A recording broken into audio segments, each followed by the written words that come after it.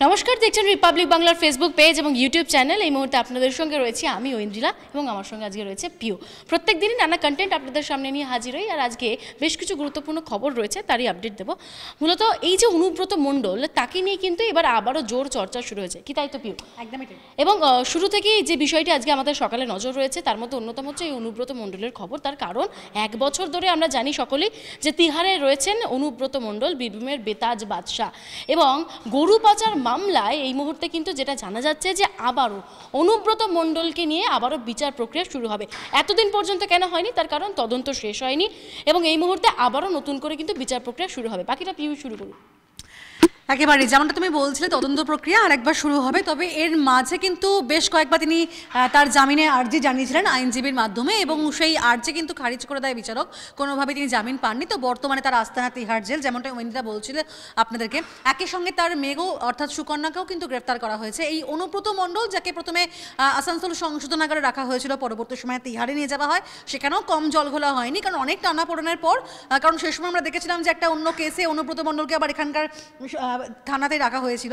যাই হোক, সেই বিষয়টা এখন নাইবা গেলাম। এই যে অনুব্রত মণ্ডল, যাকে বলা হয় বীরভূমের দোর্দণ্ড প্রতাপ, তৃণমূলে বেতাজ বাদশাহ, সেই অনুব্রত মণ্ডল এখন তিহারে রয়েছে এবং তার বিরুদ্ধে আবারও সেই বিচার প্রক্রিয়া শুরু হবে। তবে এবার কিন্তু এই নিয়ে 1 লক্ষ নথি পাঠানো হলো তার কাছে। সিবিআই আধিকারিকরা তারা পাঠিয়েছেন সেই নথি, এবং একই সঙ্গে জানিয়ে রাখবো যে শুধুমাত্র অনুব্রত মণ্ডল নয়, এই ঘটনার সঙ্গে আর যারা যারা যুক্ত, যারা অভিযুক্ত, এরকম 12 জনের কাছে কিন্তু ঐন্দ্রিলা এই নথি পৌঁছে গিয়েছে। সেক্ষেত্রে তাহলে এটা আবারও শুরু হচ্ছে, এবং এতদিন ধরে সেখানে জেলে বন্দী রয়েছেন। এবার বিচার প্রক্রিয়া কোন দিকে এই জল গড়ায় সেদিকে তো অবশ্যই নজর থাকবে।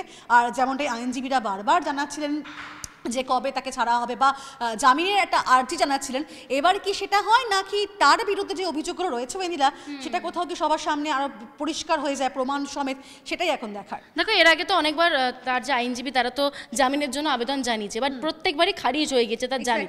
এবং যে বিষয়টি সামনে রাখা হয়েছিল যে অনুব্রত মণ্ডল এত প্রভাবশালী একজন নেতা, তিনি যদি এখন বাইরে বেরোন তাহলে কিন্তু সেই প্রমাণ লোপাট করতে পারেন বা নষ্ট করতে পারে, যে কারণে কিন্তু তাকে তিহারেই আপাতত রাখা হয়েছে। এবং আমরা দেখেছি বারবার উনি না থাকাকালীন বীরভূমের যেরকম পরিস্থিতি হয়েছে, কার্যত সেই জায়গায় দাঁড়িয়ে তার যে কি পাওয়ার ছিল সেটা কিন্তু প্রত্যেকে এই মুহূর্তে জানে।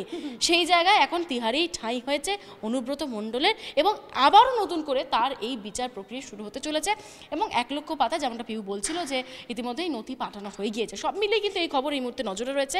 তারই সঙ্গে আরও অনেক খবর আজকে সকাল থেকে ব্রেকিং নিউজে আসছে, তারই সঙ্গে শিরোনামে রয়েছে। সব মিলিয়ে এই সংক্রান্ত খবরের পাশাপাশি আরও নানা তথ্যের আপডেট পেতে নজর রাখুন। সেটা অবশ্যই নজর রাখতে হবে, কিন্তু এই সংক্রান্ত আর কয়েকটা আপডেট না দিলেই নয় দর্শকদেরকে। সেটা হচ্ছে যে যেমনটা তুমি বলছিলে, তো ইডির আইনজীবী এসবি রাজু, তিনি কিন্তু সুপ্রিম কোর্টে অনুব্রত জামিনের আর্জি বিরোধিতা করেছিলেন। যেমনটা তিনি বলেছেন, তিনি সওয়ালে জানান যে অনুব্রতই হচ্ছে আসল অভিযুক্ত, সেক্ষেত্রে জামিন পেলে তিনি সাক্ষ্য প্রমাণ নষ্ট করতে পারেন, তাই তাকে জামিন দেওয়া যাবে না।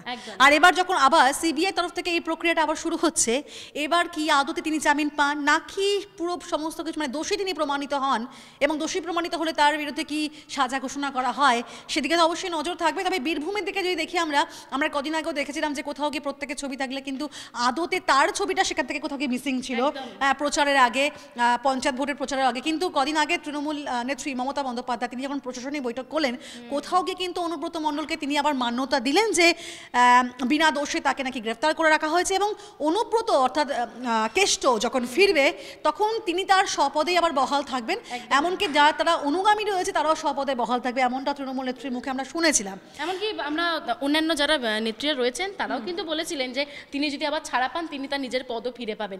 এমনকি যারা যারা অভিযুক্ত তাদের যা যা পদ ছিল তারাও ফিরে পাবেন। সব মিলিয়ে কিন্তু কোথাও গিয়ে 1 বছর পর পিউ আবারই নামটা সামনে আসছে। শুধু তাই নয়, মমতা বন্দ্যোপাধ্যায় কিন্তু তার পাশে রয়েছেন। আমরা কিন্তু বারবার বিভিন্ন আলোচনার মাধ্যমে এত মানে অভিযোগ রয়েছে, তার পাশে তারা রয়েছে, তার দল এখনো পর্যন্ত তার পাশে রয়েছে।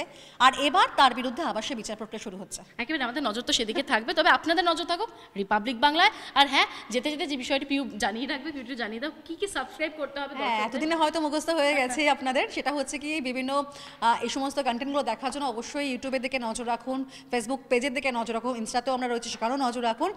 আর বাড়িতে বসে অবশ্যই সপরিবারে টিভির দিকে নজর রাখুন, বাড়ির বাইরে মুঠোফোনের দিকে নজর রাখুন, কারণ জানেন যে রিপাবলিক বাংলায় মানিয়ে কিন্তু মানুষের কণ্ঠস্বর হয়ে সত্য কথা আপনাদের সামনে তুলে ধরে। তো সেক্ষেত্রে সমস্ত খবরে আপডেট জানার জন্য নজর রাখুন রিপাবলিক বাংলায়। নানা ধরনের কন্টেন্ট দেখার জন্য লাইক করুন, শেয়ার করুন আমাদের ফেসবুক পেজ, সাবস্ক্রাইব করুন আমাদের ইউটিউব চ্যানেল। পাশাপাশি অন্যান্য ব্রেকিং নিউজের জন্য অবশ্যই চোখ রাখুন রিপাবলিক বাংলায়।